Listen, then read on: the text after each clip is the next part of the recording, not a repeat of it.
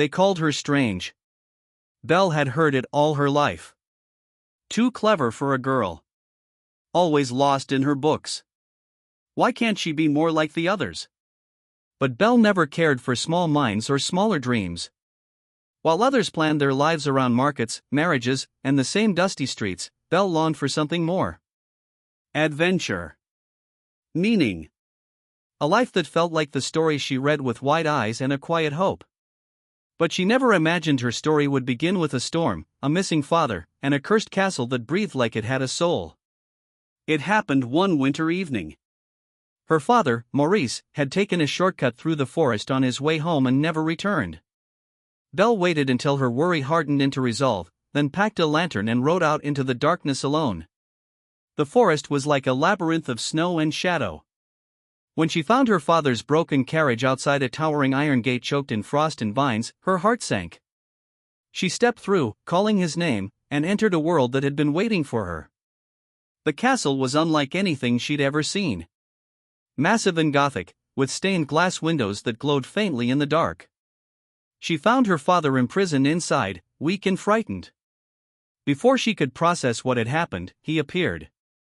The beast. He stepped from the shadows, hulking, horned, his fur bristling with rage. Belle felt fear, yes, but something else, too. Grief. It flickered in the way he paused, the way he stared, as though he was used to people recoiling from him. Still, when he said her father must pay for stealing a rose, she didn't hesitate. Take me instead. The beast stared at her, stunned. You would trade your freedom for his? I would, Belle said, voice steady. Gladly. He agreed, but his voice was heavy, almost regretful. You don't know what you've done. Life in the castle was a kind of beautiful loneliness. The halls were silent, grand, and dust-covered, frozen in time. The beast kept his distance. He dined alone, prowled the halls at night, and when they spoke, it was awkward and tense. Belle found comfort in the enchanted objects, Mrs. Potts, sweet and motherly, Lumiere, ever the romantic, Cogsworth, uptight but kind beneath the ticking. They treated her like someone who mattered. But she felt the emptiness of the place. And of him. One day, curiosity led her to the forbidden West Wing. There, among torn curtains and broken mirrors, she found a portrait of a young man with kind eyes and a rose suspended beneath glass, glowing softly. Its petals were falling, one by one. Then came the roar. The beast was furious. Hurt. You don't belong here, he shouted. But Belle didn't run. She saw the pain behind his anger. Why keep something so beautiful locked away, she whispered. That moment cracked something open. Over time, their walls began to fall. It was slow, awkward, sometimes tense, but genuine. They argued about books. He showed her the library. She taught him to laugh again. He watched her dance in the snow. She listened to his stories by firelight. They began to enjoy each other's company, not despite their differences, but because of them. And Belle began to see, he wasn't a monster. He was a man cursed by his own past, by arrogance and a failure to love selflessly. She saw his sorrow, his shame, his longing to be better. And the beast, he saw in Belle not just beauty, but bravery. He admired her compassion, her wit, her refusal to back down from anything. Then, one night, everything changed. He showed her the enchanted mirror, allowing her to see her father, sick and lost in the snow, searching for her. Belle gasped. I must go to him, she cried. The beast looked away. Then you should. You're letting me go?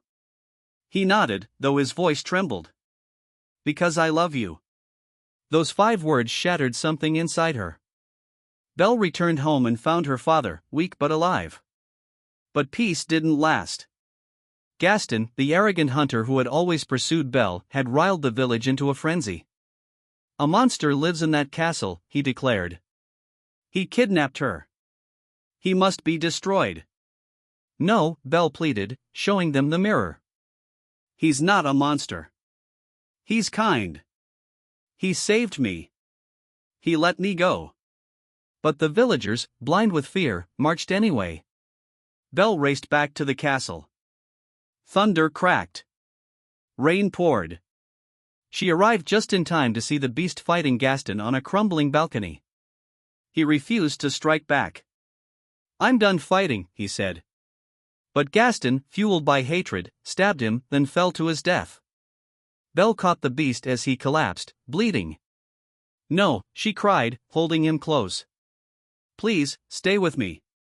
He touched her face with a shaking hand. "At least. I saw you one last time." Tears streamed down her cheeks. "Don't you understand? I love you."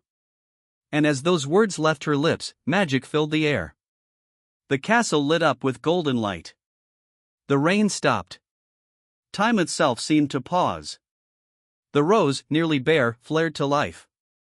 The beast lifted from her arms, surrounded by light, his form changing, transforming. When the light faded, a man stood before her, the prince from the portrait. Human again. But Belle looked into his eyes and saw the soul she had fallen in love with. "It's you," she whispered, smiling through tears. The curse was broken. The castle bloomed with life. The staff returned to their human forms, joy echoing through every hall. But most importantly, love had won. Not love born from appearances or perfect moments, but love that saw the soul behind the scars, the heart behind the fear. Love that grew slowly, honestly. Love that chose kindness over judgment. And so, their story became legend, not because a prince was saved, but because it reminded the world of this truth. Real beauty isn't something you see. It's something you feel.